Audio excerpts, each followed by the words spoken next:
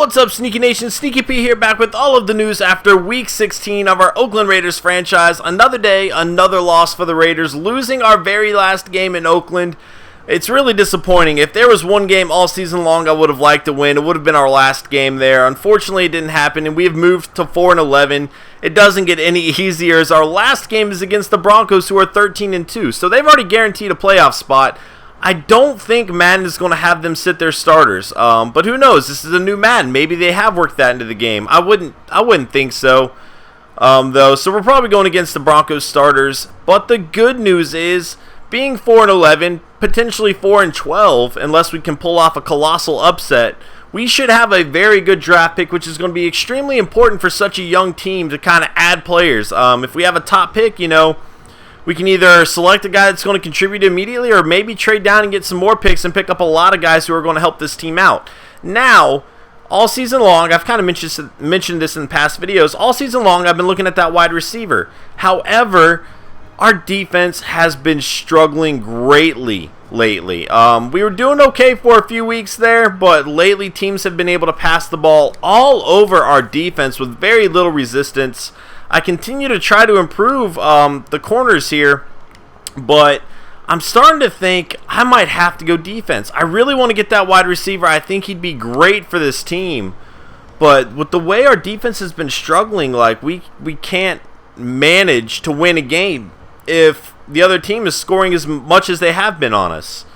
It's really kind of been frustrating. Let's go ahead and look at draft stories. It's been frustrating. Here we go. Foregoing his senior season, Penn State left linebacker Brady Rock will be entering this year's draft. Alright, so a young left linebacker. I don't really need that, but it depends where he's going. If he's declaring a little bit early, he might be a mid-round selection that I can take a flyer on.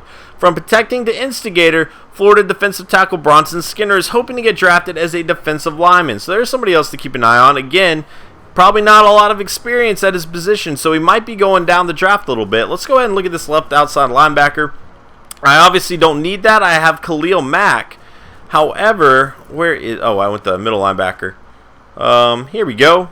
So he's projected as a 5th round draft pick. That's huge. I could pick this guy up at the end of the draft. Let's see what he offers us here. I could pick this guy up at the end of the draft.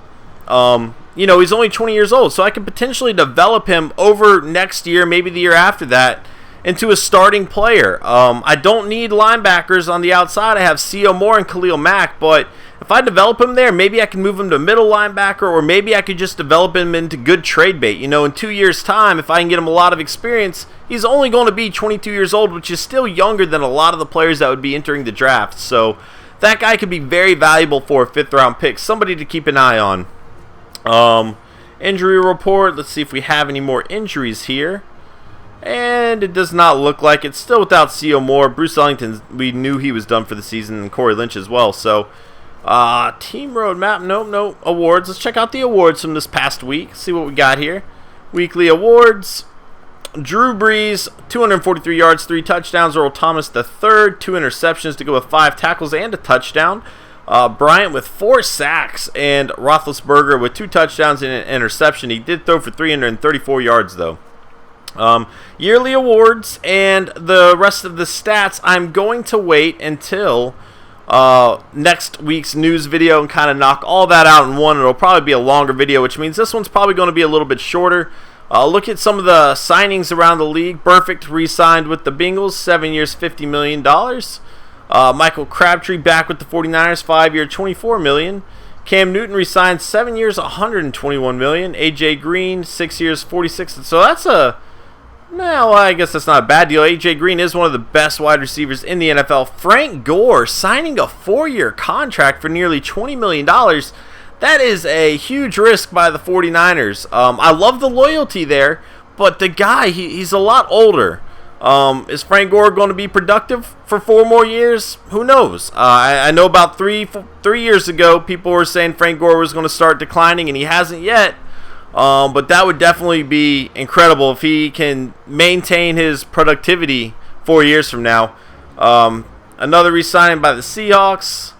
Cardinals. See if any more big names down here. Now it looks like just some other players. There was, Aldon Smith and Marcel Darius both re-signing there. Patrick Peterson. Wilkerson. So a lot of re-signings around the league. I'll just go down this really quick. 7 years, $70 million for Demaryius Thomas. I'll just go down here really quick. You guys can see some of the big names that have signed. J.J. Watt, Von Miller. I think we've seen those before. What else do we have to do in this episode?